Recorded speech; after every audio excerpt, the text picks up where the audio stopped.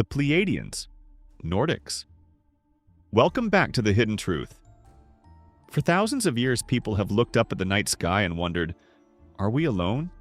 The deeper you dig into declassified documents, credible eyewitness accounts, military encounters, and consistent patterns across cultures and centuries, the clearer it becomes, we are not.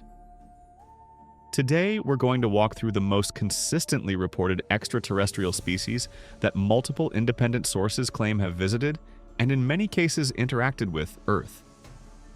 From the tall, long-limbed Nordics, who appear almost human, to the small gray beings linked to abduction cases worldwide, the reptilian-like entities described in ancient texts and modern military testimony, the praying mantis figures seen in high strangeness encounters, and several other recurring types.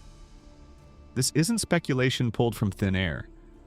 These descriptions appear again and again across decades, continents, and security clearance levels. Stick with me, because by the end of this video you'll have a clear map of who's allegedly been here, what they reportedly want, and why the pattern has only grown stronger in the last few years. Hit that like button if you're ready to go down the rabbit hole. Let's begin. The Pleiadians or Nordics. Okay, let's get into the first group that keeps coming up again and again in credible contact reports, military encounters, and long-term experiencer accounts. The ones most often called the Pleiadians, or more commonly in UFO circles, the Nordics. First things first, the term Pleiadian comes from experiencers who say these beings originate from, or are closely connected to, the Pleiades star cluster, specifically the star systems around Alcyone, Taygeta, and Maya.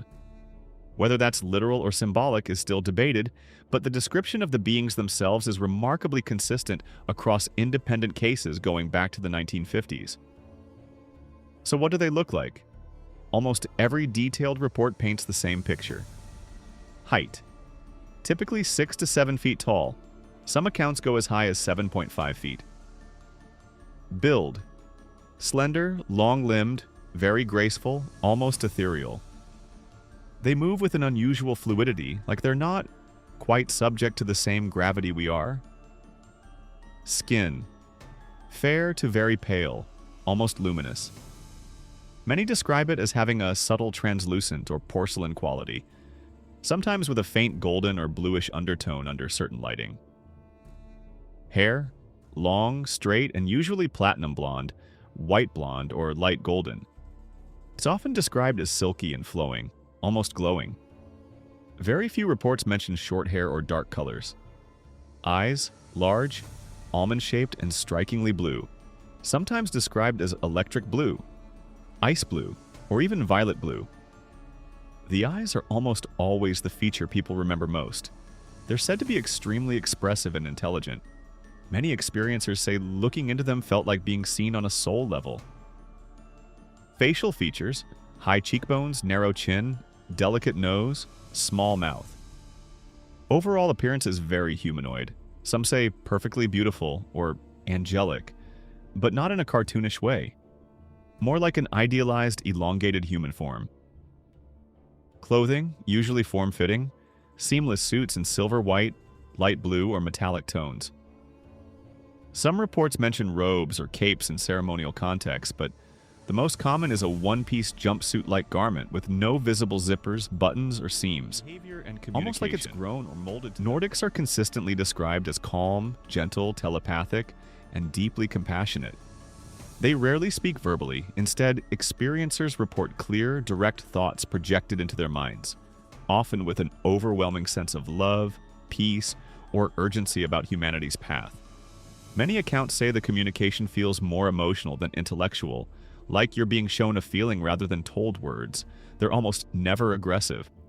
In fact, the overwhelming majority of reports portray them as teachers, guides, or observers who are concerned about nuclear weapons, environmental destruction, and our spiritual development. They're frequently linked to warnings about self-destruction and encouragement to evolve beyond war and materialism. Where do these reports come from? The modern wave starts in the 1950s with contactees like George Adamski, Billy Meyer, Pleiadian contact from 1975 onward, and others who claimed direct meetings. But the descriptions hold up in later, higher credibility cases. Military and intelligence insiders, for example, Bob Dean's NATO documents mentioning tall blonde humanoids.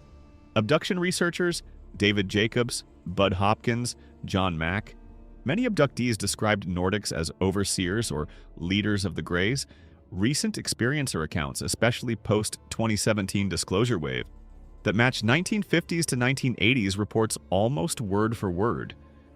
What's fascinating is the consistency. Across 70-plus years, different continents, different cultures, different levels of education and background. The physical description stays the same. Tall, blonde, blue-eyed, graceful, telepathic, benevolent, but firm. That level of cross-corroboration is rare in UFO research. So, are the Pleiadians / Nordics real? We don't have hard physical proof yet, but when you stack the sheer number of independent reports, the consistency of the description, and the fact that these beings appear in both contactee and abduction narratives, often in a supervisory role, it becomes very hard to wave away as fantasy or cultural meme. They're one of the few entities in UFO lore that almost everyone agrees look basically human, which makes them the most intriguing of all. Because if they're real, they're the closest thing we have to a mirror of what we could become, or perhaps what we once were. Alright, we've covered the general profile. Tall, slender, fair-skinned, platinum blonde hair, piercing blue or violet blue eyes, graceful movements, telepathic communication, overwhelmingly benevolent but concerned tone. Now let's look at the single most extensive, documented, and heavily scrutinized encounter series involving beings that match this description exactly. That case is Billy Meier's contacts with the Pleiadians, beginning January 28, 1975, and continuing, according to Meier, to the classic beam ship with a clear dome, no visible seams, no rivets, no exhaust plumes. Over the next several years, 1975, and continuing, according to Meier, to the present day. I'm going to go deep on this one because it remains the benchmark. It has the most primary evidence, the longest timeline, and it's been debated by believers and skeptics for almost 50 years. Whether you accept it or not, this is the case everyone points to when they talk about the Nordics. Billy Meier was a one-armed Swiss farmer and security guard living near Hinwil, Switzerland. On January 28, 1975, he claims he was driven by telepathic impulse to a remote meadow called Bachtelberg. There he photographed and filmed what he described as a silver disc-shaped craft about 7 meters in diameter. The photos, dozens of them taken with a 35mm Olympus camera, show a classic beam ship with a clear dome, no visible seams, no rivets, no exhaust plumes. Over the next several years, 1975 through 1980s, Meier says he had more than 1,300 contacts with 7 primary Pleiadian/Pleiadian individuals, the term he uses. The main contact was a woman named Semjase, described as approximately 7 feet tall, long silver blonde hair, fair luminous skin, large blue eyes, high cheekbones, small mouth, wearing a seamless silver gray suit with no visible fasteners. Other key figures he described: Ptah, male, tall, long, white blonde hair, commanding presence. Quetzal, male, similar appearance. Nera, female, very similar to Semjase. Asket and Nera, earlier contacts from 1953. Tall blonde humanoids who allegedly took Meier on a time travel journey to meet Jesus, Emmanuel, across all reports. 6.5 to 7.5 feet tall, slender build, fair to luminous skin, long straight blonde or white blonde hair, large expressive blue or violet blue eyes, small facial features, graceful movements, telepathic speech that felt emotionally overwhelming. Often described as pure love mixed with urgency about humanity's future. What sets Meier's case apart is the volume of evidence he presented. Over 1,300 pages of contact notes, typed transcripts of telepathic conversations, later published in multiple languages by FIGU, his organization. Hundreds of clear daytime photos of the beam ships, many in color, taken with witnesses present. 8mm and Super 8 film footage showing craft in motion, hovering, tilting, accelerating instantly with no visible propulsion. Metal samples. One layered specimen analyzed in the 1970s by Marcel Vogel, IBM physicist, and others, showing unusual non-terrestrial isotopic ratios and microscopic manufacturing precision. Landing site traces, photographed and measured by Wendell Stevens, Lee and Britt Elders, and others. 3 circular indentations in grass with exact 7-meter spacing, no burn marks, consistent with the craft's landing gear. Witness corroboration, multiple people, family, friends, investigators, photographed beam ships with Meyer or saw them independently. The beings' messages were consistent. Humanity must stop nuclear escalation, environmental destruction, and spiritual materialism. They claimed they were not gods, but humans from another world, Pleiadian Federation, here to warn and guide without direct interference. Skeptics have attacked the case heavily, most famously Karl Korff and others in the 1980s to 1990s who alleged model hoaxes. Meyer has always maintained the photos and films are genuine and has never profited significantly from them. FIGU operates as a non-profit. Whether you accept the evidence or not, the physical description of the beings has remained identical to almost every other high-strangeness Nordic report since the 1950s.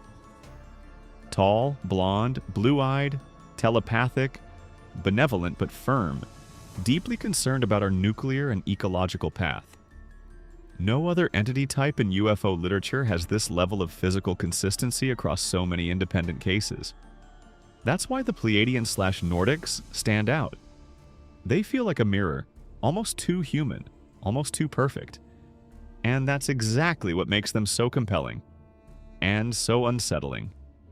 If even 1% of these reports are accurate, then we've been visited repeatedly by beings who look like our idealized future selves, and they've been telling us the same thing for 70 years. Grow up or we won't make it. That's where we'll leave the Nordics for today. Next video, the complete opposite end of the spectrum, the Arcturians. The contrast between these two groups is striking, and it tells us more than either one does alone. If you've made it this far, hit that like button. It really helps the channel. Subscribe if you want the Greys breakdown next, and drop in the comments. Have you ever heard or read a first-hand Nordic/Pleiadian story? Let's see how many we can collect below. Thanks for watching. Stay curious. See you in the next one.